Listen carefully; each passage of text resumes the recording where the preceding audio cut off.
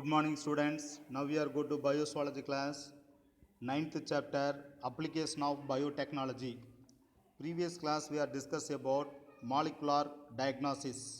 Now this class we are discussing about PCR, polymerase chain reaction. Polymerase chain reaction. பாடம் 9 உயிரி தொழில்நுட்பவியலின் பயன்பாடுகள். இதற்கு முன்னர் உள்ள வகுப்பில் நாம் மூலக்கூறு அளவில் நோய் கண்டறிதல் என்பதை பார்த்தோம். இந்த வகுப்பில் பாலிமரேஸ் சங்கிலி வினை என்பதை பார்ப்போம். The polymerase chain reaction PCR is an in vitro amplification technique used for synthesizing the multiple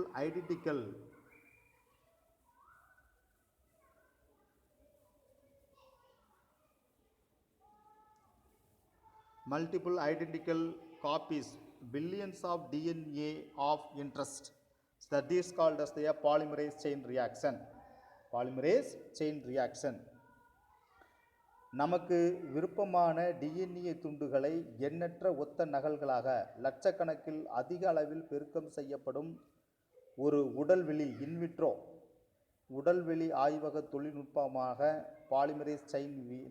polymerase சங்கிலி வினை செயல்படுகிறது. Who was the first introduced in this the polymerase chain reaction? The technique was developed by Kary Mullis in the year 1983 and Nobel Prize laureate 1993. இதை முதலில் கண்டறிந்தவர் carry முல்லிஸ் 1983 carry முல்லிஸ் என்பவரால் இத்தொழில்நுட்பம் உருவாக்கப்பட்டது. 1983 carry முல்லிஸ் என்பவரால் இத்தொழில்நுட்பம் உருவாக்கப்பட்டது. அதற்கு 1993 நோபல் பரிசு பெற்றவர். Important for the one more question. Then the polymerase chain reaction have involved in this three steps. அதாவது பாலிமரேஸ் சங்கிலி வினை மூன்று நிலைகளில் நடைபெறுகிறது. What are they? The first one is the denaturation, இயல்பு திரிபு. Then second one is the renaturation or primer annealing. இரண்டாவது இயல்பு மீள்வு அல்லது முதன்மை இணைப்பு இலை பதப்படுத்துதல் எனப்படுகிறது. Then the third one is the synthesis or primer extension. மூன்றாவதாக உற்பத்தி அல்லது நீட்சி. So these are all the three steps of the polymerase chain reaction. எனவே பாலிமரேஸ் சங்கிலி வினை மூன்று நிலைகளில் நடைபெறுகிறது. The double stranded DNA of interest is denaturated to the separate into the two individual stand by the high temperature. This is called as the denaturation. அதாவது polymerase சங்கிலி அதிக வெப்பநிலையை பயன்படுத்தி நமக்கு தேவைப்படும் இரட்டை சுருள் டிஎன்ஏவின் இயைபை திரித்து இரண்டு தனித்தனி இலைகளாக பிரிக்கப்படுவது இதற்கு இயல்பு திரிபு என்று பெயர். denaturation, இயல்பு திரிபு என்று பெயர். The each stand is allowed to the hybridize with a primer renaturation or primer annealing. அதன் பிறகு ஒவ்வொரு இலையும் ஒரு முதன்மை இணைப்பு இலையுடன் கலப்பு செய்யப்படுகிறது. renaturation or primer annealing. அதன் பிறகு ஒவ்வொரு இலையும் ஒரு முதன்மை இணைப்பு இலையுடன் கலப்பு செய்யப்படுகிறது. renaturation or primer annealing. Then the primer template is the primer template used to synthesize DNA by using tag DNA polymerase. அதன் பிறகு tag DNA பாலிமரேஸை பயன்படுத்தி புதிய டிஎன்ஏ உருவாக்கப்படுகிறது. டாக் டிஎன்ஏ பாலிமரேஸை பயன்படுத்தி புதிய டிஎன்ஏ உருவாக்கப்படுகிறது. The primer template used to synthesis the DNA by using the tag DNA polymerase. Tag DNA polymerase. Then what are the three stages of this DNA the polymerase chain reaction? I already told you. One is known as the denaturation. First one is the denaturation. இயல்பு திரிபு. During the denaturation, the reaction mixer is the heated the 95 degrees Celsius for short time to the denature the target DNA into the single strands that will act as the template for DNA synthesis. This is the first stages of the denaturation. இயல்பு திரிபு. இயல்பு திரிபு நிகழ்ச்சியில் வேதிவினை கலவையானது 95 degree Celsius வெப்பநிலையில் சிறிது நேரம் வெப்பப்படுத்தப்படுகிறது. இதனால் இலக்கு டிஎன்ஏ தனது இயல்பு திரிந்து தனித்தனி இலைகளாக பிரிகிறது. இவ்விலைகள் புதிய டிஎன்ஏக்களை உருவாக்கும் அச்சு வார்ப்பு டிஎன்ஏக்களாக செயல்படுகிறது. This is the first stages of the polymerase chain reaction. Polymerase சங்கிலி வினையினுடைய முதல் நிலையாகும் இயல்பு திரிபு, denaturation. Then second one is the annealing.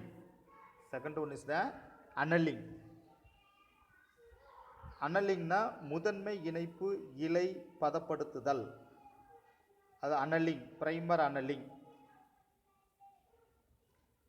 இணைப்பு இலை பதப்படுத்துதல், annealing அல்லது தூண்டுதல் அப்படின்னு சொல்லலாம். So the annealing is done by rapid cooling of the mixer, allowing the primer to bind to the sequence on each of the two strands the flanking the target DNA. அதன் பிறகு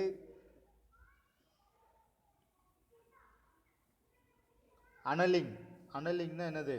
இணைப்பு இலை பதப்படுத்துதல் அல்லது தூண்டுதல் எனப்படுகிறது. இந்நிகழ்ச்சியில் கலவையை விரைந்து குளிர்விப்பதன் மூலம் இரு முதன்மை இணைப்பு இலைகளும் இலக்கு டிஎன்ஏவின் தனித்தனி இலைகளின் பக்கவாட்டில் இணைந்து கொள்கின்றன. Bind to their sequence on each of the two strands flanking their target DNA. பக்கவாட்டில் இணைந்து கொள்கின்றன. இலக்கு டிஎன்ஏக்களின் தனித்தனி இலைகளின் பக்கவாட்டில் இணைந்து கொள்கின்றன. This is the second stage. Then third stage, during the primer extension or synthesis, the temperature of the mixer is increased to 75 degrees Celsius for the sufficient period of time to allow the tag DNA polymerase to extend each primer copying their single standard template. முதன்மை இணைப்பு இலையின் நீட்சி அல்லது உருவாக்கத்தின் போது during the primer extension முதன்மை இணைப்பு இலையின் நீட்சி during the primer extension or synthesis உருவாக்கத்தின் போது the temperature of the mixer is increased to 75 degrees Celsius for sufficient period of time to allow the tag DNA polymerase to extend each primer by copying their single standard template. முதன்மை இணைப்பு இலையின் நீட்சி அல்லது உருவாக்கத்தின் போது கலவையின் வெப்பநிலை 75 degree Celsius டிகிரிக்கு உயர்த்தப்படும் போது போதுமான கால அளவிற்கு நிலைநிறுத்தப்படுகிறது. இதனால் tag DNA polymerase தனி அச்சு வார்ப்பு டிஎன்ஏவிலிருந்து நகலெடுக்கப்பட்டு முதன்மை இலை நீட்சியடைய செய்கிறது. முதன்மை இணைப்பு இலை நீட்சியடைய செய்யப்படுகிறது. At the end of the incubation, both the single template strand will be made partially double stranded. The end of the incubation, both the single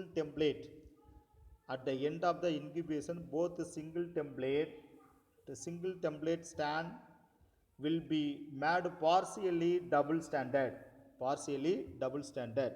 இந்த அடைகாப்பு காலத்தின் இறுதியில் இரு அச்சு வார்ப்பு இலைகளும் பாதியளவு இரட்டை சுருள் இலையாக மாற்றப்படும். பார்சியலினா பாதியாக, பார்சியலி டபுள் ஸ்டாண்டர்ட். இந்த அடைகாப்பு காலத்தின் இறுதியில் இரு அச்சு வார்ப்பு இலைகளும் பாதியளவு இரட்டை சுருள் இலைகளாக மாற்றப்படும். The new stand of the each double DNA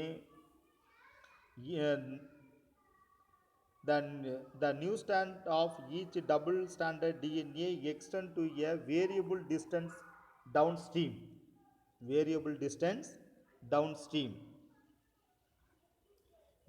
இவ்வாறு உருவாகும் இரட்டை சுருள்களில் உள்ள ஒவ்வொரு புது இலையும் கீழ் நோக்கிய வேறுபட்ட தொலைவுகளில் நீண்டு காணப்படும்.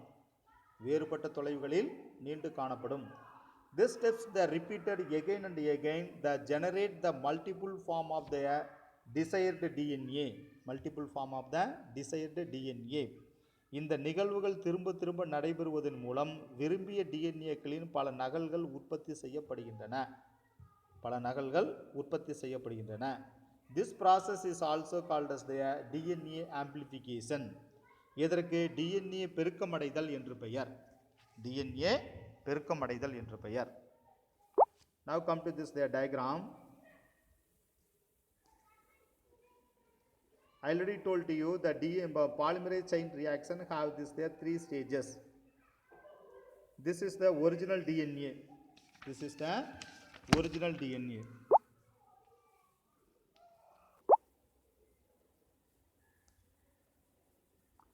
This is the first the polymerase chain reaction.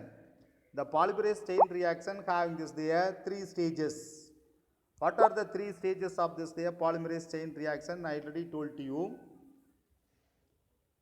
Denaturation. The first one is the denaturation. This is the first stages of the polymerase chain reaction. இயல்பு திரிபு. Before that the double stranded DNA. This is the double stranded DNA. அதற்கு முன்பு இயல்பான double stranded DNA 5-3-3-5 double stranded DNA. This is the original DNA. உண்மையான DNA. Then this is the nucleotide. This is the DNA primer. முன்னோடி DNA இலை எனப்படுகிறது. In this the original DNA, double stranded DNA. Now this the followed in this the first stage is known as the denaturation. இந்த இயல்பான இரட்டை சுருள் கொண்ட DNA முதல்காவது polymerase சங்கிலி வினையினுடைய முதல் நிலையான இயல்பு திரிதலில் நடைபெறுகிறது. So when this the first denaturation, what is meant by denaturation? I already told you. During the denaturation reaction, mixer is the heated the 95 degrees Celsius for the short time to denature the target DNA into the single strand that will act the template for the DNA synthesis. அதாவது இயல்பு திரிபு நிகழ்ச்சியில் வேதிவினை கலவையானது 95 degree Celsius வெப்பநிலையில் சிறிது நேரம் வெப்பப்படுத்தப்படுகிறது. இதனால் இலக்கு DNA தனது இயல்பு திரிந்து தனித்தனி இலைகளாக பிரிகின்றன. ஆரம்பத்தில் ஒரே இந்த இரண்டு சுருள் இலைகளாக இருந்தது தனித்தனி இலைகளாக பிரிகின்றன 95 டிகிரி செல்சியஸ் வெப்பநிலையில். இவ்விலைகள் புதிய டிஎன்ஏக்களை உருவாக்கும் அச்சு வார்ப்பு டிஎன்ஏக்களாக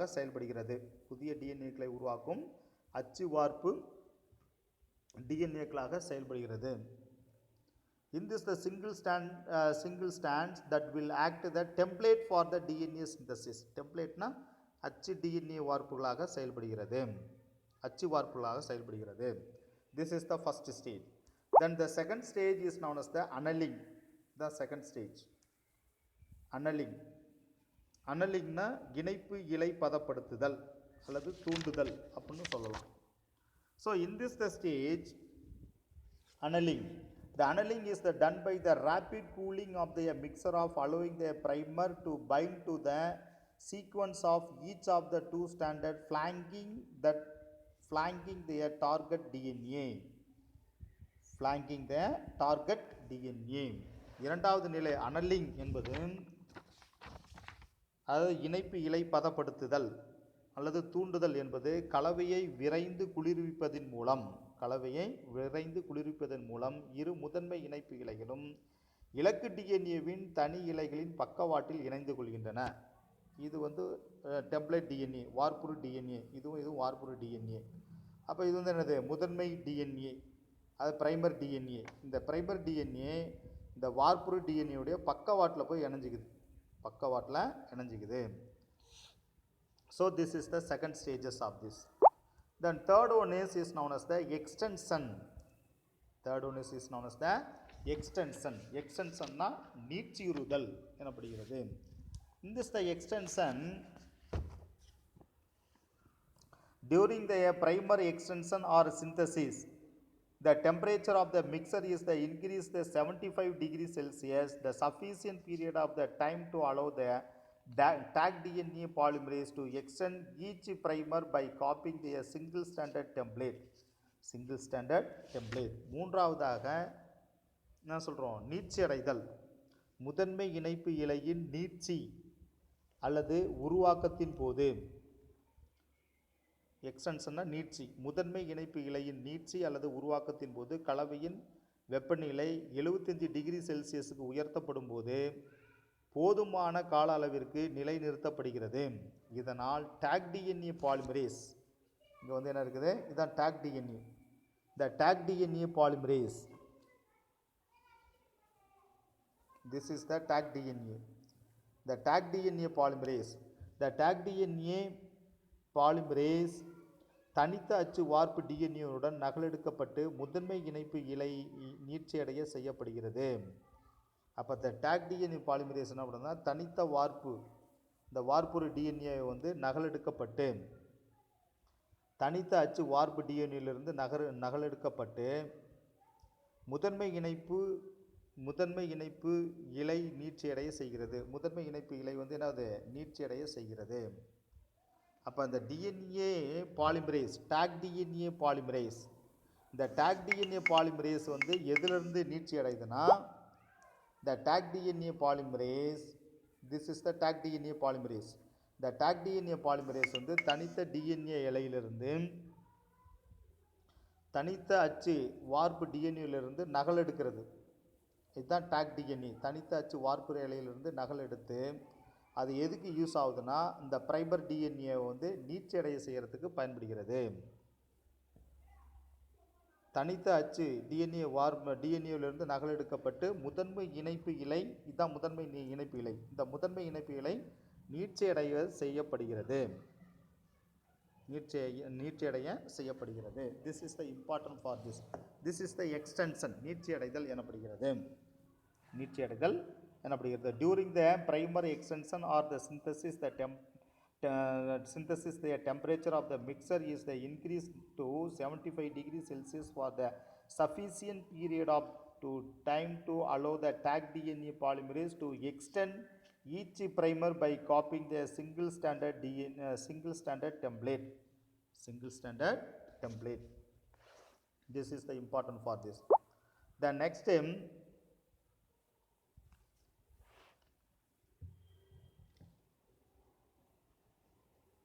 these are all the 3 stages of this the polymerase chain reaction.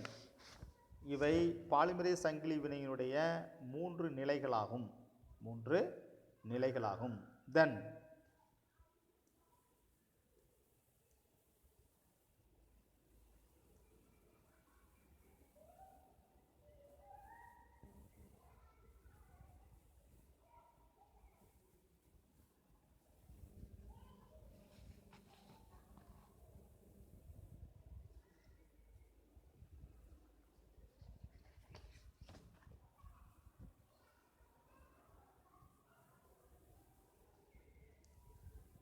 at the incubation, both the single template stand will be made partially double standard. அதன் பிறகு அடைகாப்பு காலத்தின் இறுதியில் இரு அச்சு வார்ப்பு இலைகளும் பகுதியளவு இரட்டை சுருள் இலைகளாக மாற்றப்படும். The new stand of the each double standard DNA extend to the variable distance downstream. அதன் பிறகு இவ்வாறு உருவாகும் இரட்டை சுருள்களில் உள்ள ஒவ்வொரு புது இலையும் கீழ் நோக்கிய வேறுபட்ட தொலைவுகளில் நீண்டு காணப்படும். These steps are the repeated again and again to the generate the multiple form of this their desired DNA.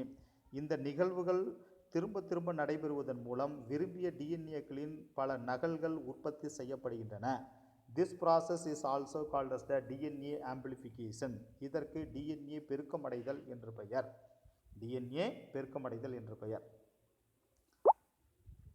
This is the important for this. Then the PCR technique can also used to for this the amplification of RNA in which case it's referred to as the reverse transcription PCR, RT-PCR.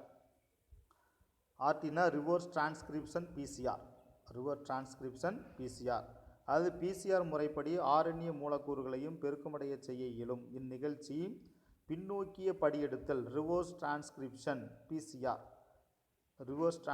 ஆர்டினா பின்னோக்கிய படியெடுத்தல் என்று அழைக்கப்படுகிறது. This is the important for the 2 mark question.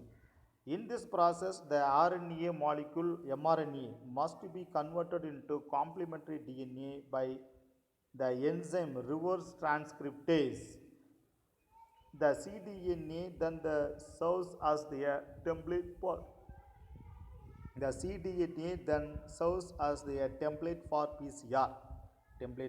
PCR. அதாவது இச்செயல்முறையில் reverse transcriptase என்னும் நொதியை பயன்படுத்தி RNA மூலக்கூறுகள் RNA மூலக்கூறுகள் நிரப்பு டிஎன்ஏக்களாக complimentary டிஎன்ஏக்களாக மாற்றப்படுகின்றன. இவ்வாறு உருவான சிடிஎன்ஏவானது பிசிஆருக்கு வார்ப்புரு டிஎன்ஏவாக பணிபுரிகிறது.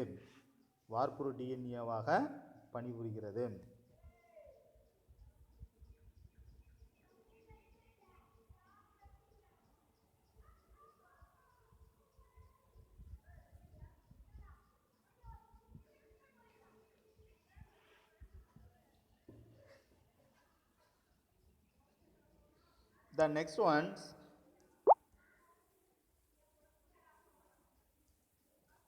PCR in clinical diagnosis.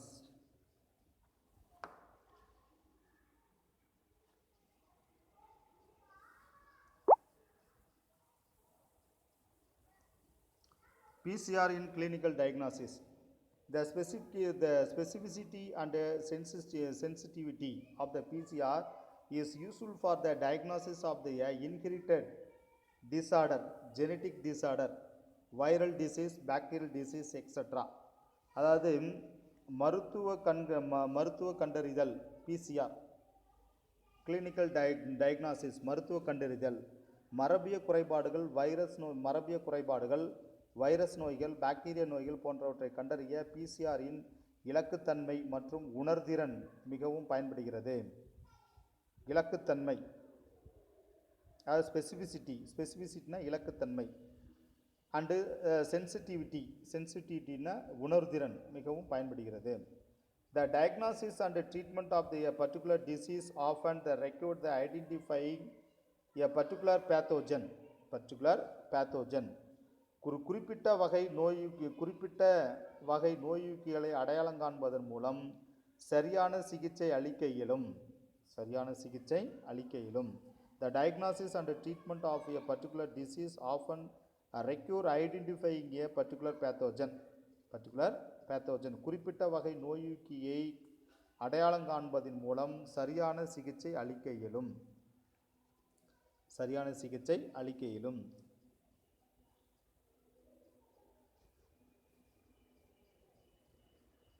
Then the traditional method of the identification involves the culturing the organism from the clinical specimen and performing the metabolic and other test the identify them. அதாவது வழக்கமான நடைமுறையில் நோயூக்கிகளாக கருதப்படும் நுண்ணுயிரிகளை வளர்ப்பு ஊடகத்தில் வளர்த்து வளர்சிதை மாற்ற சோதனைகளையும் மற்றும் இதர சோதனைகளையும் செய்து பார்த்து அடையாளம் காணப்படுகின்றன. The concept behind the PCR based diagnosis of infectious disease is the symbol. If the pathogen is the present in a clinical specimen, it's the DNA will be present. DNA will be present.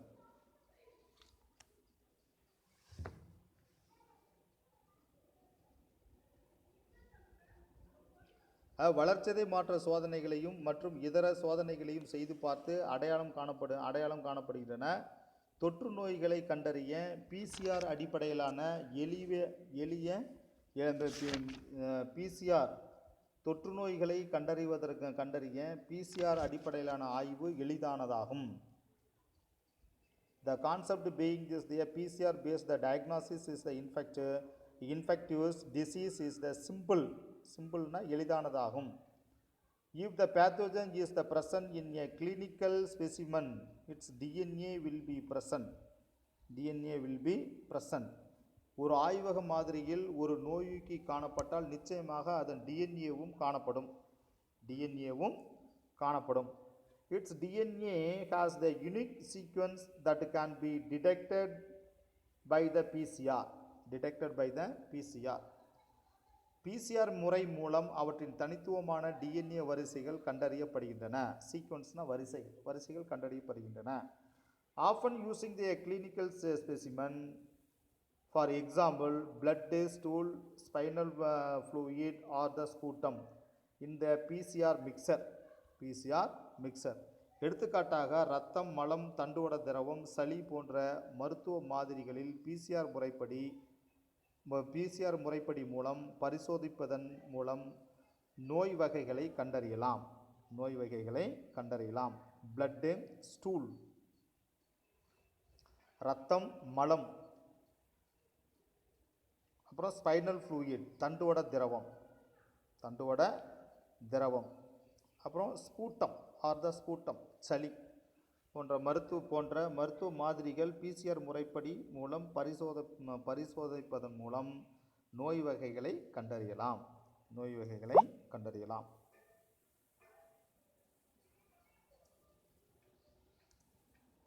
The PCR is also employed in the prenatal diagnosis of the inherited disease by using the chorionic villi sample or cells from the amniocentesis. அதாவது இந்த PCR முறைப்படி பரிசோதனை மூலம் நோய் வகைகளை கண்டறியலாம். Chorion நீட்சிகளின் மாதிரிகளை பயன்படுத்தியோ அல்லது பனிக்குட திரவ செல்களை ஆய்வதன் மூலமாகவோ குழந்தை பிறப்பதற்கு முன்பே அக்குழந்தை மரபியல் நோய்கள் உள்ளனவா என்பதை கண்டறியலாம். The disease like the single cell anemia, beta thalassemia and benign ketonuria can be detected by the PCR in this sample. இதனால் கதிரருவால் இரத்த சோகை நோய், sickle cell anaemia, thalassemia, beta thalassaemia மற்றும் பினைல் கீட்டோனீரியா போன்ற நோய்களையும் பிசிஆர் முறையின் மூலம் கண்டறிந்து விடலாம். The cDNA from the PCR is the valuable tool for the diagnosis and monitoring retroviral infection. Example, tuberculosis by the Mycobacterium tuberculosis. அதாவது பிசிஆர் முறை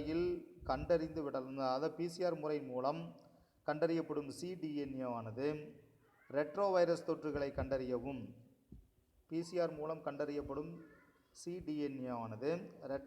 தொற்றுகளை கண்டறியவும் எடுத்துக்காட்டு மைக்கோபாக்டீரியம் டியூபர்குலோசிஸ் கண்காணிக்க உதவும் ஒரு மதிப்பு மிகுந்த கருவியாகும். The cDNA from the PCR is the valuable tool for the diagnosis and monitoring retroviral infection. Example, tuberculosis by the Mycobacterium tuberculosis. PCR மூலம் கண்டறியப்படும் cDNA ஆனது ரெட்ரோவைரஸ் தொற்றுகளை கண்டறியவும் எடுத்துக்காட்டு மைக்கோபாக்டீரியம் டியூபர்குலோசிஸை கண்காணிக்க உதவும் ஒரு மதிப்புமிக்க கருவியாகும். the valuable tool for diagnosis and monitoring the retroviral infection. Retroviral infection. Example, tuberculosis by Mycobacterium tuberculosis. Mycobacterium tuberculosis. Mycobacterium tuberculosis. Then the several virally induced the cancer, like the cervical cancer caused by the papilloma virus, can be detected by the PCR. PCR முறை மூலம் papilloma வைரஸ்களால் தோற்றுவிக்கப்படும் கருப்பை வாய் புற்றுநோய் போன்ற வைரஸ்களால் தூண்டப்படும் புற்றுநோய்களை கண்டறிய இயலும். இன்டியூஸ்னா தூண்டுதல். The sex of human being and livestock embryos fertilized in vitro can be determined by the PCR by using the primer and DNA probes. The specific for the sex chromosome. அதாவது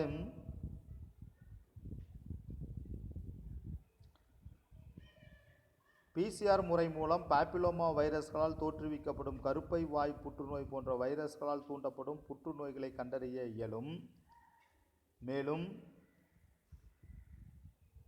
முதன்மை இலைகளையும்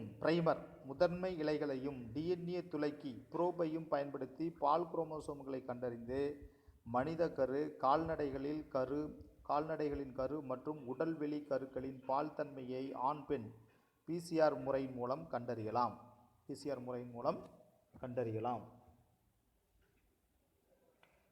The sex of human being and livestock embryos they fertilized in vitro can be determined by the PCR by using the primer and DNA probe specific for sex chromosome. முதன்மை இலைகளையும் primer DNA துளைக்கி புரோபையும் பயன்படுத்தி பால் குரோமோசோம்களை கண்டறிந்து மனித கரு, கால்நடைகளின் கரு மற்றும் உடல்வெளி கருக்களின் பால் தன்மை ஆண் பெண் ஆகியவற்றை PCR முறையில் கண்டறியலாம். கருவுற்ற முட்டைகளில் கருக்கள் முட்டையில் மூலம் கண்டறியலாம். Then the PCR technique is also used to detect a sex-linked disorder in the fertilized embryo. மேலும் கருவுற்ற முட்டைகளில் கருக்கள் ஏதேனும் பால் சார்ந்த குறைபாடுகள் உள்ளனவா என்பதையும் கண்டறியலாம். These are all the important for this. The PCR technique is also used to detect a sex-linked disorder குறைபாடு in fertilized embryo. கருவுற்ற முட்டைகளில் கருக்கள் ஏதேனும் பால் சார்ந்த குறைபாடுகள் உள்ளனவா என்பதை கண்டறியலாம். The next go to the application of PCR. Application of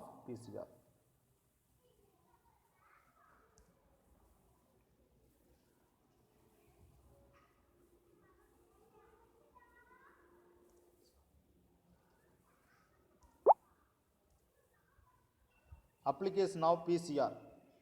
PCR in பயன்பாடுகள். The difference in the genome of the two different organisms can be studied by PCR. இருவேறு உயிரிகளின் மரபணு தொகுதியின் காணப்படும் வேறுபாடுகளை PCR மூலம் ஆய்வு செய்யலாம். The PCR is the very important in the study of evolution. பரிணாமத்தில் PCR மூலம் ஆய்வு செய்யலாம். பரிணாமத்தில் குறிப்பாக மரபு வழி இன வரலாறுகளை பைலோஜெனட்டிக்னா மரபு வழி இன வரலாறுகளை ஆய்வு செய்ய PCR மிக முக்கியமானது ஆகும். More specifically phylogenetics முக்கியமாக குறிப்பாக மரபு வழி இன வரலாறுகளை ஆய்வு செய்வதற்கு PCR மிகவும் முக்கியமானதாகும். As a technique which can amplify even the minute quantities of the DNA from any sources like the hair, mummified tissues, bone or any fossilized materials. அதாவது இதில் முடி பதப்படுத்தப்பட்ட திசுக்கள், மம்மிஃபைடு டிஷ்யூஸ்னா பதப்படுத்தப்பட்ட திசுக்கள், எலும்புகள் அல்லது ஏதேனும் படிவமாக்கப்பட்ட பொருட்கள், எனி ஃபாசிலைஸ்டு மெட்டீரியல்னா படிவமாக்கப்பட்ட பொருட்கள் போன்ற மூலங்களிலிருந்து கிடைக்கப்பெறும் நுண்ணிய அளவு டிஎன்ஏக்களை கூட அளவில் பெருக்கி ஆய்வுகள் மேற்கொள்ள இயலும். This is the importance of the application of PCR. Then the PCR technique can also used in this the field of the forensic medicine. Forensic medicine தடய அறிவியல் மருத்துவத்திலும் PCR தொழில்நுட்பத்தை பயன்படுத்தலாம். ஃபாரன்சிக் மெடிசின்னா தடய அறிவியல், அதிலும் PCR பயன்படுத்தலாம். A single molecule of DNA from blood stain, hair, semen of the individual is the adequate for the amplification by the PCR. அதாவது இது இரத்தக்கரை, single molecule of DNA from blood stain இரத்தக்கரை, ரோமம் hair, semen of individual is the adequate for the amplification by the PCR. விந்து திரவம் போன்ற தடயங்களிலிருந்து கிடைக்கப்பெறும் ஒரே ஒரு DNA மூலக்கூறை கூட PCR தொழில்நுட்பத்தின் மூலம் பெருக்கி ஆய்வு செய்ய முடியும். ஆம்பிளிஃபிகேஷன்னா பெருக்குதல், பெருக்கி ஆய்வு செய்ய முடியும். The amplified DNA is used to develop the DNA fingerprinting, which is used and an important tool in the forensic science. இவ்வாறு பெருக்கப்பட்ட டிஎன்ஏவை பயன்படுத்தி டிஎன்ஏ ரேகைகளை அச்சிடப்பட்டு இவ்வாறு பெறப்பட்ட டிஎன்ஏவை பயன்படுத்தி டிஎன்ஏ ரேகை அச்சிடப்பட்டு டிஎன்ஏ ஃபிங்கர் பிரிண்டிங் டிஎன்ஏ ரேகை அச்சிடப்பட்டு குற்றவாளிகளை அடையாளம் காண உதவும் ஒரு கருவியாக தடய அறிவியலில் பயன்படுத்தலாம். Thus the PCR is the very useful for the identification of the criminals. The PCR is also used to the amplification of the specific DNA segment used to their gene therapy. எனவே இந்த PCR டிஎன்ஏவை பயன்படுத்தி DNA ரேகை அச்சிடப்பட்டு குற்றவாளிகளை அடையாளம் காண உதவும் ஒரு கருவியாக தடய அறிவியலில் பயன்படுத்தப்படலாம் மற்றும் மரபணு சிகிச்சையில் குறிப்பிட்ட டிஎன்ஏ துண்டங்களை உற்பத்தி செய்து பெருக்குவதற்கும் பிசிஆர் பயன்படுகிறது. மரபணு சிகிச்சையில் குறிப்பிட்ட டிஎன்ஏ துண்டங்களை உற்பத்தி செய்து பெருக்குவதற்கும் பிசிஆர் பயன்படுகிறது. The PCR is also used in the amplification of specific DNA segment used in gene therapy. Gene therapy-னா மரபணு சிகிச்சையில் பயன்படுகிறது. This is the important for this. The next one is transgenic animal. Next one is the transgenic animal.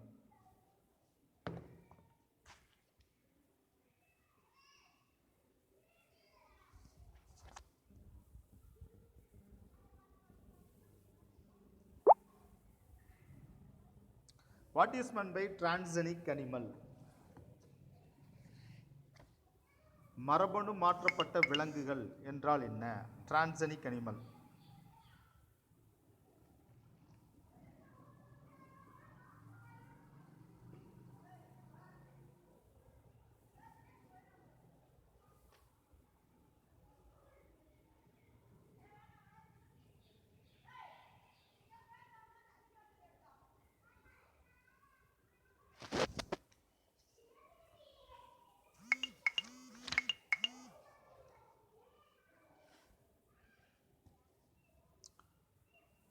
What is meant by transgenesis? The transgenesis is the process of the introduction is the the foreign or the exogenous DNA into the genome of the animal to create and maintain the stable heritable characters. Stable heritable character, that is called as the transgenis. That is called as the transgenis.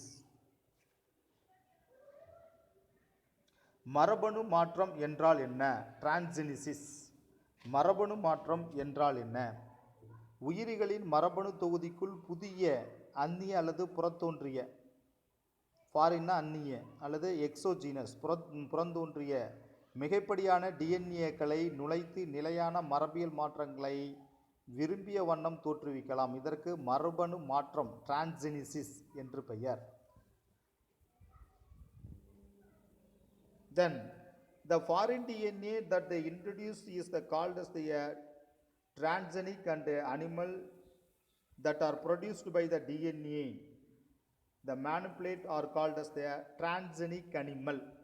Transgenic animal. மரபு பொறியியல் மூலம் மரபியல்பு மாற்றப்பட்ட உயிரிகள் என்றால் என்ன? மரபு பொறியியல் மூலம் மாற்றப்பட்ட அல்லது மரபியல்பு மாற்றப்பட்ட உயிரிகள் இல்லை விலங்குகள் என்றால் என்ன? The foreign DNA that is the introduced is called as the transgenes, and the animal that are produced by the DNA manipulation are called as the transgenic animal, or is also known as the genetically engineered or the genetically modified organism. These are all the important for the 2 mark question. அதாவது இவ்விதம் உள்நுழைக்கப்படும் அந்நிய DNA ஆனது மாற்று மரபணு எனவும் இதனால் தோற்றுவிக்கப்படும் விலங்குகளை மரபு பொறியியல் மூலம் மாற்றப்பட்ட அல்லது மரபியல்பு மாற்றப்பட்ட உயிரிகள் என்று அழைக்கப்படுகிறது. மரபியல்பு மாற்றப்பட்ட உயிரிகள் என்று அழைக்கப்படுகிறது. These are all the 2 mark question. Now come to this the topic.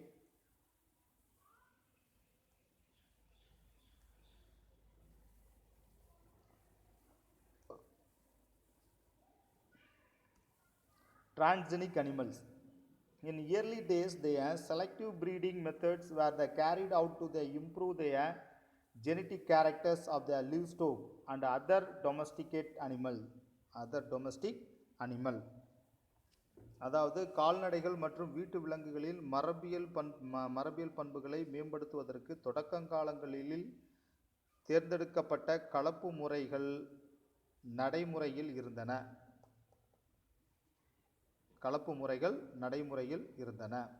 With advance the modern biotechnology, it is possible to carry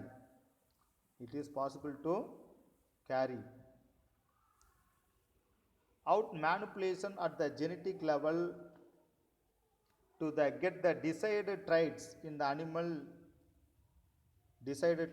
the animal.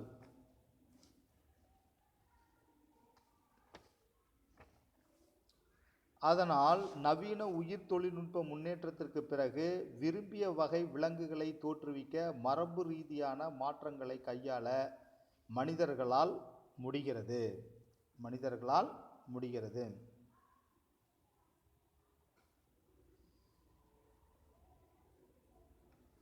அப்போ what is meant by transgenesis? I already told you. This is the 2 mark question. The transgenesis is the process of introduction of extra, the foreign or exogenous DNA into the genome of the animal to create a main stable heritable character. அதாவது டிரான்ஸ்ஜெனிஸ் மரபணு மாற்றம் என்றால் என்ன? உயிரிகளின் மரபணு தொகுதிக்குள் புதிய அந்நிய அல்லது புறந்தோன்றிய மிகைப்படியான டிஎன்ஏக்களை நுழைத்து நிலையான மரபியல் மாற்றங்களை விரும்பிய வண்ணம் தோற்றுவிக்கலாம். இதற்கு மரபணு மாற்றம் என்று பெயர். Then the foreign DNA that is introduced is called as the transgene, and the animal that are produced by DNA manipulation are called a transgenic animal, or the genetically engineered or the genetically modified organism.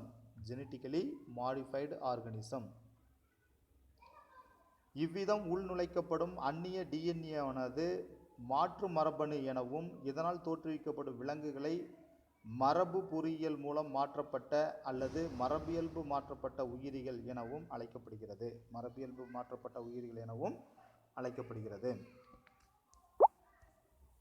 These are all the 2 mark question. Then what are the various steps of this transgenic organism? Various steps of the transgenic organism. The various steps involved in this the protection of transgenic organism are மரபணு மாற்ற உயிரிகளை உருவாக்கும் பல்வேறு படிநிலைகளானவை. The first one, the identification and separation of desired gene. முதலில் விரும்பிய மரபணுவை அடையாளம் கண்டு அல்லது அதை தனித்து பிரித்தெடுத்தல். ஐடென்டிஃபிகேஷன்னா அடையாளம் காணுதல். செப்பரேஷன் ஆஃப் டிசைர்டு ஜீன்ஸ்னா அது விரும்பிய மரபணுவை தனித்து பிரித்தெடுத்தல். Then second one is the selection of vector. genetically a virus or the direct transmission. கடத்தியை பொதுவாக வைரஸ், ஜெனரலி எ வைரஸ், அது கடத்திங்கன்னா ஜென்ரலாகவே வைரஸ், பொதுவாக வைரஸ் தான் கடத்தியாக செயல்படுது. அப்போ இந்த கடத்தியை பொதுவாக வைரஸ் தேர்ந்தெடுத்தல் அல்லது நேரடியாக செலுத்துதல். The selection of a vector generally a virus or the direct transmission. கடத்தியை தேர்ந்தெடுத்தல் பொதுவாக வைரஸ்ங்கிறது கடத்தி அல்லது நேரடியாக செலுத்துதல். Then third step, the combining the desired gene with the vector. விரும்பிய மரபணுவை கடத்தியின் மரபணுடன் இணைத்தல். Combine with a desired gene with a vector. விரும்பிய மரபணுவை, டிசைர்டு ஜீன்னா விரும்பிய மரபணுவை கடத்தியின் மரபணுடன் வித் வெக்டார், கடத்தியின் மரபணுடன், வெக்டார்னா கடத்திய மரபணுடன் இணைத்தல். கம்பைனிங்னா இணைத்தல். Then fourth one, introduction of the transferred vector into the cells, tissues, embryo or matured individual. இவ்விதம் மாற்றமுள்ள கடத்தியை செல்கள், திசுக்கள் அல்லது கரு அல்லது முதிர் உயிரினுள் செலுத்துதல்.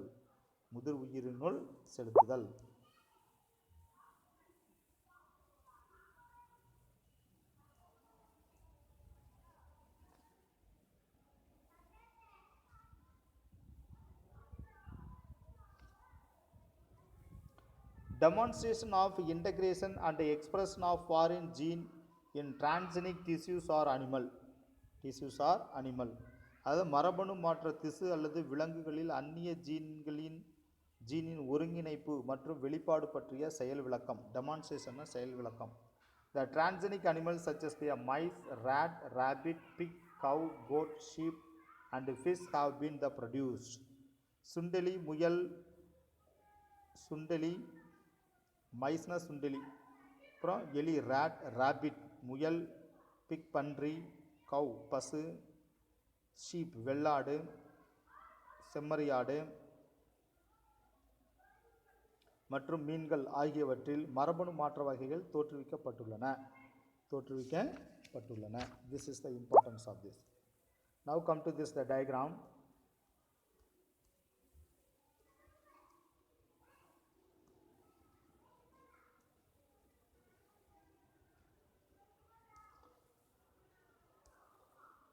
This is the protection of transgenic animal.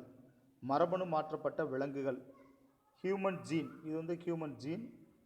This is the X donor. Then we have this the micro injection of this the human gene. அதாவது மனித மரபணு நுண்ணிய ஊசி மூலம் செலுத்தப்படுதல். Then the development with the host goat. விருந்தோம்பி வெள்ளாட்டின் உடலில் கரு வளர்ச்சி நடைபெறுகிறது. Then the transgenic goat, இது மரபணு மாற்றப்பட்ட வெள்ளாடு. Then get this the milk from the transgenic goat. மரபணு மாற்றப்பட்ட வெள்ளாட்டிலிருந்து கிடைக்கும் பால். This is the the process of this the protection of the transgenic animal. மரபணு மாற்றப்பட்ட விலங்குகள் ஆகும்.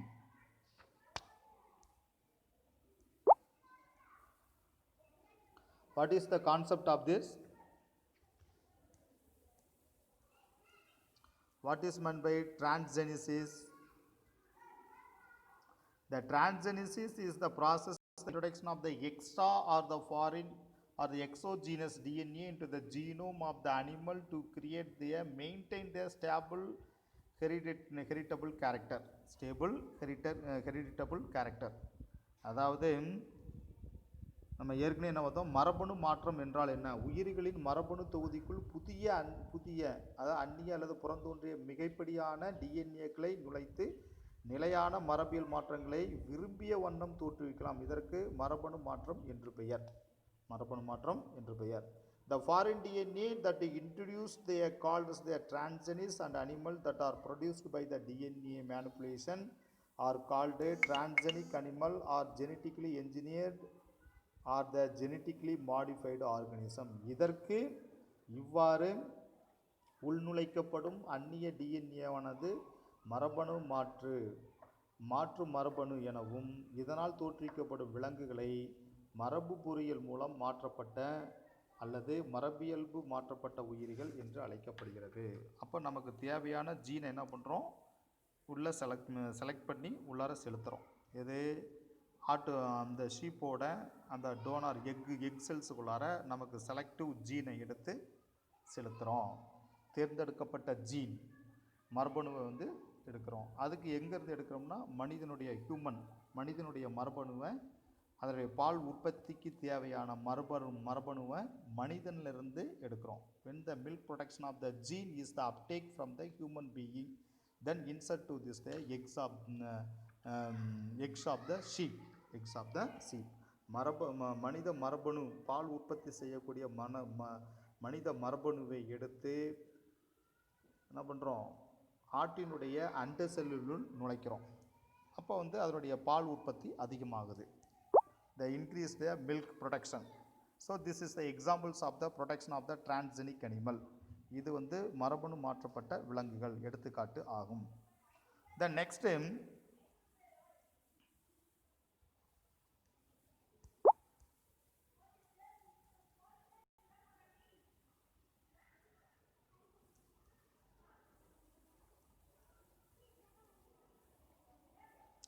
uses of the transgenesis. This is important for the 5 mark question. Uses of the transgenesis. மரபணு மாற்றுதலின் பயன்பாடுகள் யாவை? The transgenesis is the powerful tool to study the gene expression and developmental process in the higher organism. உயர்வகை உயிரினங்களில் மரபணு வெளிப்பாட்டையும் வளர்ச்சி செயல்முறைகளையும் அறிந்து கொள்ள உதவும் சக்தி வாய்ந்த கருவியாக மரபணு மாற்றம் செயல்படுகிறது. The transgenesis help in the improvement of the genetic character in animals. மரபணு மாற்றம் விலங்குகளில் மரபு பண்புகளை மேம்படுத்த உதவுகிறது. The transgenic animal serves as a good model for the understanding the human disease. மனித நோய்களை புரிந்து கொள்ளவும் அதற்குரிய புதிய சிகிச்சை முறைகளை ஆய்வு செய்யவும் உதவும் நல்ல மாதிரிகளாக மரபணு மாற்ற விலங்குகள் விளங்குகின்றன. Which help in the investigation of the new treatment for the disease. The transgenic model the exists of the many human diseases such as the cancer, Alzheimer, cystic fibrosis, rheumatoid arthritis, sickle cell anemia. மேலும் இவை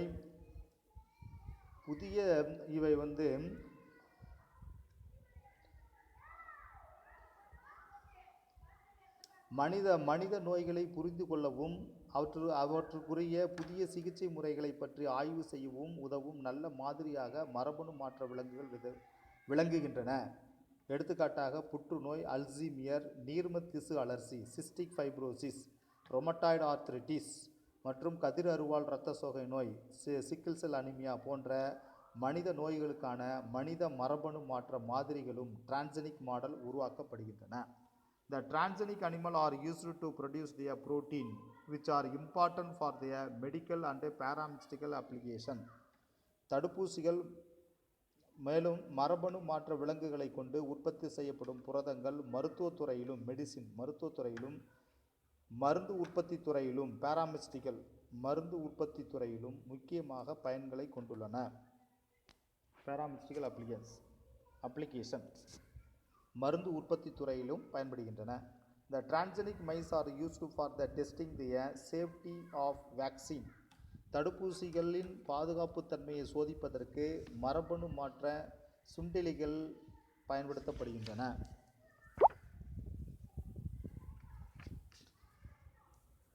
The transgenic animal are used for the testing the toxicity in animals. நச்சுத்தன்மையுடைய பொருட்களை செலுத்தி மரபணு மாற்றமில்லாத நான் டிரான்செனிக் விலங்குகளை பரிசோதிப்பது அவை அந்த பொருட்களுக்கான உணர்திறன் கொண்டிருப்பதை விட மரபணு மாற்றம் பெற்ற விலங்குகள் பொருள்களுக்குரிய மரபணுவை பெற்றிருந்தால் உணர்திறன் மிகுதியாக கொண்டிருந்ததையும் நச்சு பொருட்களால் அவைகளில் ஏற்படும் விளைவுகள் பற்றியும் அறியப்பட்டது. The transgenic animal are used for the testing the toxicity நச்சுத்தன்மை in animal that carry the gene which make them the sensitive உணர்தன்மை to their toxic substance. Then non-transgenic animal exposed to toxic substance and their effect are studied. நச்சுத்தன்மையுடைய பொருட்களை செலுத்தி மரபணு மாற்றமில்லாத நான் டிரான்செனிக் விலங்குகளை பரிசோதித்த போது அவை அந்த பொருள்களுக்கான உணர்திறன் கொண்டிருப்பதை விட மரபணு மாற்றம் பெற்ற விலங்குகள் அப்பொருளுக்குரிய மரபணுவை பெற்றிருந்தால் உணர்திறன் மிகுதியாக கொண்டிருந்ததையும் நச்சு பொருட்களால் அவைகளில் ஏற்படும் விளைவுகள் பற்றியும் அறியப்பட்டது. The transgenic is the important for the improving the quality and quantity of the milk, meat, egg, wool production. In addition to their testing drug resistance, பாலின் அளவையும் தரத்தையும் மேம்படுத்துவதற்கும் மாமிசம், முட்டைகள் மற்றும் கம்பளி உரோமம் உற்பத்திக்கும் மருந்து எதிர்ப்பு தன்மையை பரிசோதிப்பதற்கும் மரபியல்பு மாற்றுதல் முக்கிய பங்காற்றுகிறது. மருந்து எதிர்ப்பு தன்மையை பரிசோதிப்பதற்கும் மரபியல்பு மாற்றுதல் முக்கிய பங்காற்றுகிறது. The addition to their testing their drug resistance மருந்து எதிர்ப்பு தன்மையை பரிசோதிப்பதற்கும் மரபியல்பு மாற்றுதல் முக்கிய பங்காற்றுகிறது. These are all the importance of the uses of transgenesis. மரபணு மாற்றுதலின் பயன்பாடுகள் ஆகும்.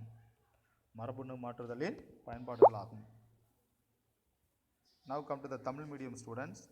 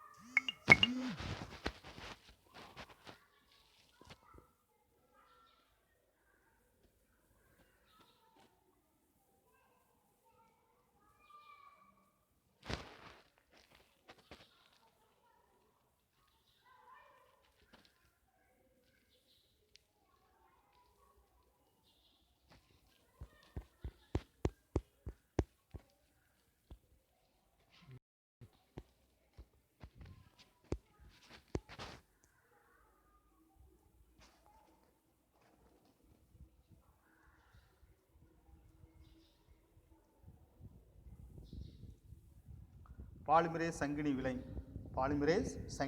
வினை பாலிமரேஸ் செயின் ரியாக்ஷன். நமக்கு விருப்பமான டிஎன்ஏ துண்டங்களை எண்ணற்ற ஒத்த நகல்களாக லட்சக்கணக்கில் அதிக அளவில் பெருக்கம் செய்யப்படும் ஒரு உடல்வெளி ஆய்வக தொழில்நுட்பமான பாலிமரேஸ் சங்கிலி வினை செய்யப்படுகிறது. இவற்றை 1983 கேரி முலிஸ் என்பவரால் தொழில்நுட்பம் உருவாக்கப்பட்டது. 1993 நோபல் பரிசு பெற்றவர். இவற்றில் 3 நிலைகள் காணப்படுகின்றன. இயல்பு திரிபு, மற்றொன்று இயல்பு மீள்வு அல்லது முதன்மை இணைப்பு இலை பதப்படுத்துதல், மற்றொன்று உற்பத்தி அல்லது நீட்சி என்று 3 நிலைகள் காணப்படுகிறது. பாலிமரேஸ் சங்கிலி வினையில் நடைபெறுகின்றன. 3 நிலைகள் பாலிமரேஸ் சங்கிலி வினையில் நடைபெறுகின்றன. அதிக வெப்பநிலையை பயன்படுத்தி நமக்கு தேவைப்படும் இரட்டைச் சுருள் டிஎன்ஏவின் இயல்பை இலைகளாக பிரிக்கப்படுகிறது. இதற்கு இயல்பு திரிபு என்று பெயர். ஒவ்வொரு இலையும் ஒரு முதன்மை இணைப்பு இலையுடன் கலப்பு செய்யப்படுகிறது. ரீநேச்சுரேஷன் ஆஃப் த பிரைமர் அனலிங். இந்த முதன்மை இணைப்பு அச்சு வார்ப்பு இலையை கொண்டு டேக் டிஎன்ஏ பாலிமரேஸை பயன்படுத்தி புதிய டிஎன்ஏ உருவாக்கப்படுகிறது. முதலில் இயல்பு திரிபு. இயல்பு திரிபு நிகழ்ச்சியில் வேதிவினை கலவையானது 95 டிகிரி செல்சியஸில் சிறிது நேரம் வெப்பப்படுத்தப்படுகிறது. இதனால் விளக்கு டிஎன்ஏ தனது இயல்பு திரிந்து தனித்தனி இலைகளாகிறது. இவ்விலைகள் புதிய டிஎன்ஏக்களை உருவாக்கும் அச்சு வார்ப்பு டிஎன்ஏக்களாக செயல்படுகின்றன. கலவையை குளிர்விப்பதனும் அதற்கடுத்து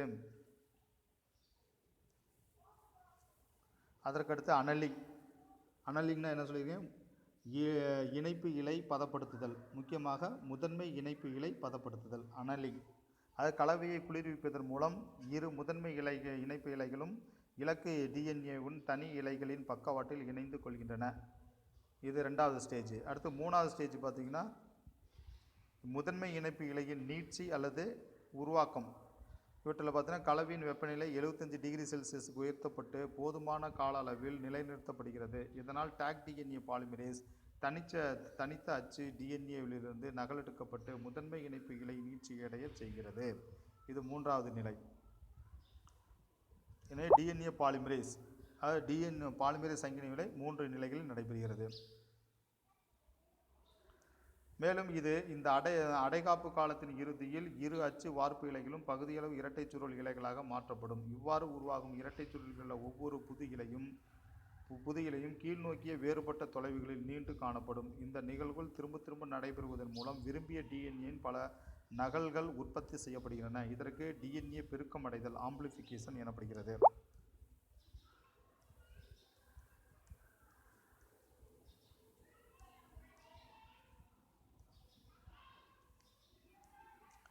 இது டிஎன்ஏ பிசிஆரின் படிநிலை. இது உண்மையான டிஎன்ஏ. அப்போ இரட்டை சுருள் கொண்ட டிஎன்ஏ 5'3'3'5' இயல்பாக இரட்டை சுருள் கொண்ட டிஎன்ஏ. இது நியூக்ளியோடைடு. இது முன்னோடி டிஎன்ஏ இலை. இதெல்லாம் முதல் நிலை. அது பாலிமரேஸ் சங்கிலி வினையினுடைய முதல் நிலை இயல்பு திரிதல். அப்போ 2 டிஎன்ஏவும் தனித்தனியாக பிரிஞ்ச பிற்பாடு என்ன ஆகுது? அடுத்தது 2ஆம் நிலை அனலிங் தூண்டுதல் அல்லது முதன்மை இணைப்பு இலை பதப்படுத்துதல். அப்போ இதுதான் டிஎன்ஏ பிரைமர். முதன்மை இலை உருவாகுது. அந்த முதன்மை இலை டிஎன்ஏவுடைய பக்கவாட்டில் இணையுதுங்கிறான். அடுத்து பார்த்தீங்கன்னா 3வது நிகழ்ச்சி நீட்சி உறுதல் எக்ஸ்டென்ஷன்னா நீட்சி உறுதல். இந்த நீட்சி உறுதலில் முதன்மை இலையின் நீட்சி அல்லது உருவாக்கத்தின் போது கலவையின் வெப்பநிலை 75 டிகிரி செல்சியஸுக்கு உயர்த்தப்படும் போது நிலைக்கு டாக் டிஎன்ஏ பாலிமரேஸ். இதுதான் டாக் டிஎன்ஏ பாலிமரேஸ். இந்த டாக் டிஎன்ஏ பாலிமரேஸ் தனித்த அச்சு வார்ப்பு டிஎன்ஏவிலிருந்து, இதுதான் தனித்த அச்சு டிஎன்ஏ வார்ப்பிலிருந்து டாக் டிஎன்ஏ பாலிமரேஸ் உருவாகுது. இந்த டாக் டிஎன்ஏ பாலிமரேஸ் எதுக்கு யூஸ் ஆகுதுன்னா தனித்த அச்சு வார்ப்பு டிஎன்ஏவிலிருந்து நகலெடுக்கப்பட்டு முதன்மை இணைப்பு இலை, இதுதான் முதன்மை இணைப்பு இலை. இந்த முதன்மை இணைப்பு இலை நீட்சியடைய செய்யப்படுகிறது. அப்போ இந்த தனித்த டிஎன்ஏ வார்ப்புருவிலிருந்து டாக் டிஎன்ஏ பாலிமரேஸ் உருவாகுது. இந்த டாக் டிஎன்ஏ பாலிமரேஸ் முதன்மை இணைப்பு இலை நீட்சியடைவதற்கு செய்யப்படுகிறதுங்கிறான். இது நீட்சி உறுதல் எனப்படுகிறது. இதுதான் 3 ஸ்டேஜஸ்.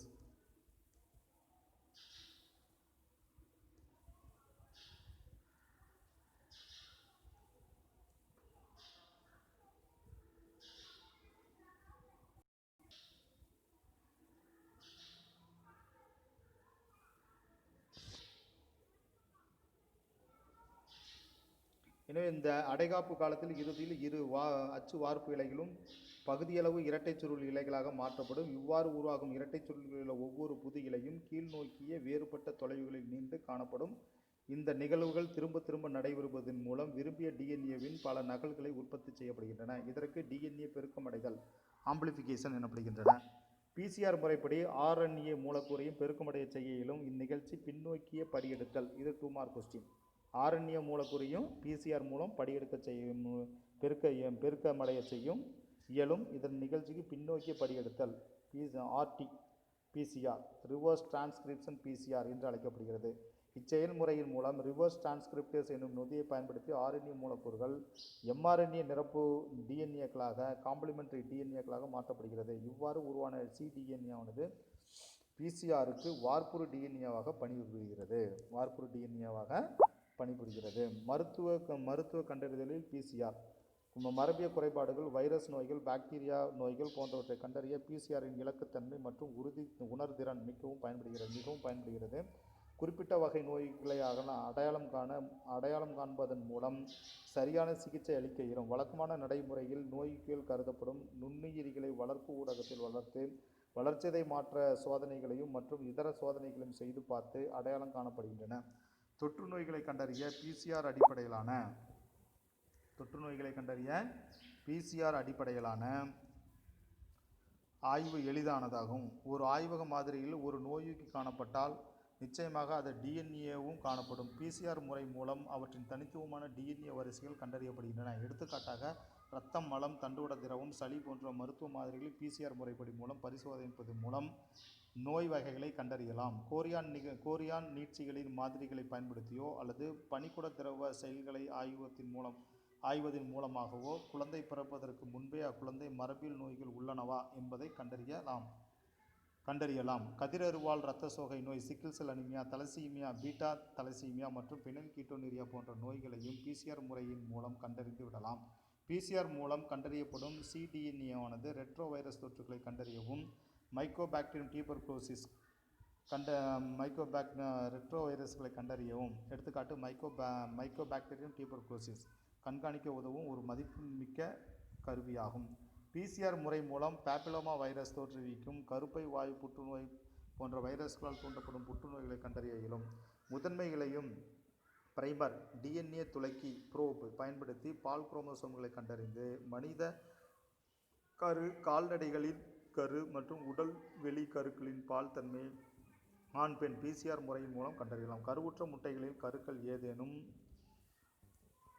ஏதேனும் பால் சார்ந்த குறைபாடுகள் உள்ளனவா என்பதையும் கண்டறியலாம். பிசிஆர் பயன்பாடுகள் இருவேறு உயிர்களின் மரபணு தொகுதியில் காணப்படும் வேறுபாடுகளை பிசிஆர் மூலம் ஆய்வு செய்யலாம். பரிணாமத்தில் குறிப்பாக மரபுவழி இன வரலாறு பைலோஜெனடிக் ஆய்வு பிசிஆர் மிக முக்கியமானதாகும். இதில் முடி, பதப்படுத்தப்பட்ட திசுக்கள், எலும்புகள் அல்லது ஏதேனும் படிவமாக்கப்பட்ட பொருட்கள் போன்ற மூலங்களிலிருந்து கிடைக்கப்பெறும் நுண்ணிய அளவு டிஎன்ஏக்களை கூட அளவில் பெருக்கி ஆய்வுகள் மேற்கொள்ள இயலும். தடவியல் மருத்துவத்தின் பிசிஆர் தொழில்நுட்பத்தை பயன்படுத்தலாம். இரத்த கரை, உரோமம், விந்து திரவம் போன்ற தடயங்களிலிருந்து கிடைக்கப்பெறும் ஒரே ஒரு டிஎன்ஏ மூலக்கூறை கூட பிசிஆர் தொழில்நுட்பத்தின் மூலம் பெருக்கி ஆய்வு செய்ய முடியும். இவ்வாறு பெருக்கப்பட்ட டிஎன்ஏவை பயன்படுத்தி டிஎன்ஏ ரேகை அச்சிடப்பட்டு டிஎன்ஏ ஃபிங்கர் பிரிண்டிங் குற்றவாளிகளை கண்டறியலாம். அடையாளம் காண உதவும் ஒரு கருவியாக தடய அறிவியல் பயன்படுத்தலாம். மரபணு சிகிச்சையில் குறிப்பிட்ட டிஎன்ஏ துண்டங்களை உற்பத்தி செய்து பெருக்குவதற்கும் பிசிஆர் பயன்படுகிறது. அடுத்து மரபணு மாற்றப்பட்ட விலங்குகள். மரபணு மாற்றப்பட்ட விலங்குகள் என்றால் என்ன?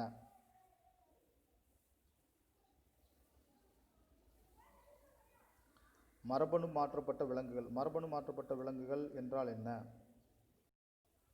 மரபணு மாற்றப்பட்ட விலங்குகள் என்பது உயிரிகளின் மரபணு தொகுதிக்குள்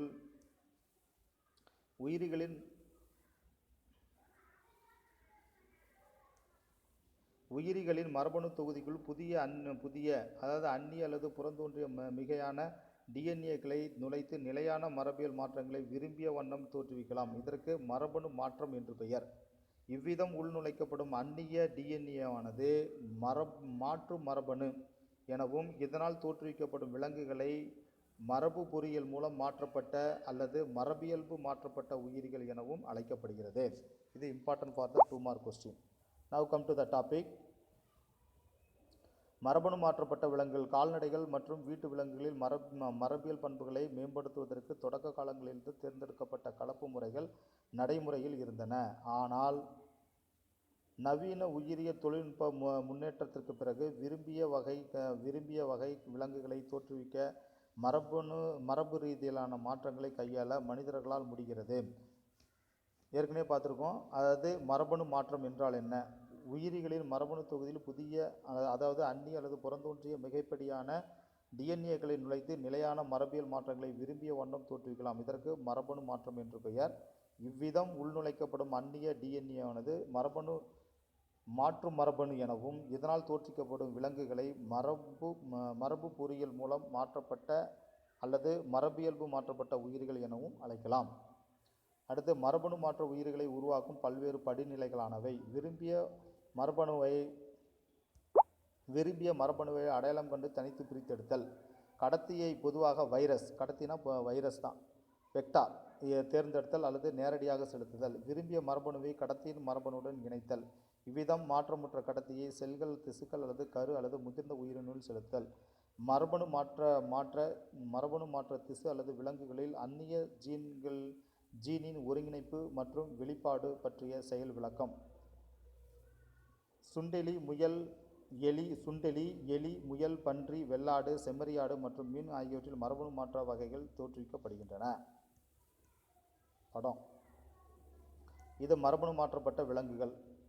அதாவது ஒரு ஆட்டுக்குட்டியில் பால் அதிகப்படுத்துவதற்கு மனிதனிலிருந்து எடுக்கப்பட்ட மரபணு அதனுடைய அண்ட செல்லில் செலுத்தப்படுகிறது. அப்போ அண்ட செல்லில் செலுத்தினோன்னா மனித மரபணு நுண்ணிய ஊசி மூலம் அண்ட செல்லினுள் செலுத்தப்படுகிறது. அதாவது மனிதனில் காணப்படுகின்ற பால் உற்பத்தி செய்யக்கூடிய அந்த மரபணுவை எடுத்து ஆட்டினுடைய அண்ட செல்லில் செலுத்தினோடனே அது விருந்தோம்பின் வெள்ளாட்டின் உடலுக்குள் கருவளர்ச்சி அடையுது. கருவளர்ச்சி அடைஞ்சவுடனே மரபணு மாற்றப்பட்ட வெள்ளாட்டிலிருந்து பால் அதிக அளவு கிடைக்கிறது. இது மரபணு மாற்றப்பட்ட விலங்குகளுக்கு எடுத்துக்காட்டு ஆகும்.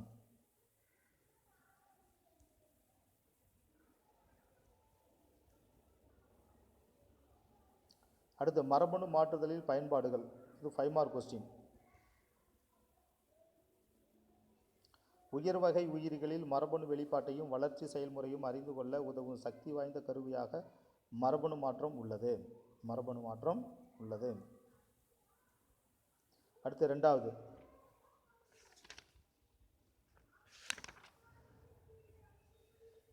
மரபணு மாற்றம் விலங்குகளில் மரபு பண்புகளை மேம்படுத்த உதவுகிறது. மனித நோய்களை புரிந்து கொள்ளவும் அவற்றுக்குரிய புதிய சிகிச்சை முறைகளை ஆய்வு செய்யவும் உதவும் நல்ல மாதிரிகளாக மரபணு மாற்ற விலங்குகள் விளங்குகின்றன. புற்றுநோய், அல்சீமியர், நீர்ம திசு அழற்சி, சிஸ்டிக் ஃபைப்ரோசிஸ், ருமட்டாய்டு ஆர்த்ரிட்டிஸ் மற்றும் கதிரருவால் இரத்த சோகை நோய், சிக்கிள் செல் அனீமியா போன்ற மனித நோய்களுக்கான மனித மரபணு மாற்ற மாதிரிகளும் டிரான்ஜெனிக் மாடல் உருவாக்கப்படுகின்றன.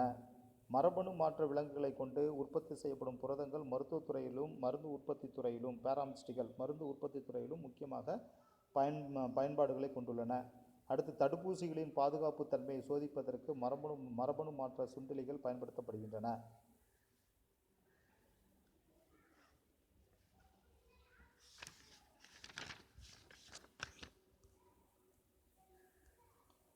அடுத்து, நச்சுத்தன்மையுடைய பொருட்களை செலுத்தி மரபணு மாற்றமில்லாத நான் டிரான்ஜெனிக் விலங்குகளை பரிசோதித்த போது அவை அந்த பொருட்களுக்கான உணர்திறன் கொண்டிருப்பதை விட மரபணு மாற்றம் பெற்ற விலங்குகள் அப்பொருளுக்குரிய மரபணுவை பெற்றிருந்தால் உணர்திறன் மிகுதியாக கொண்டிருந்ததையும் நச்சு பொருள்களால் அவை ஏற்படும் விளைவுகள் பற்றியும் அறியப்பட்டது.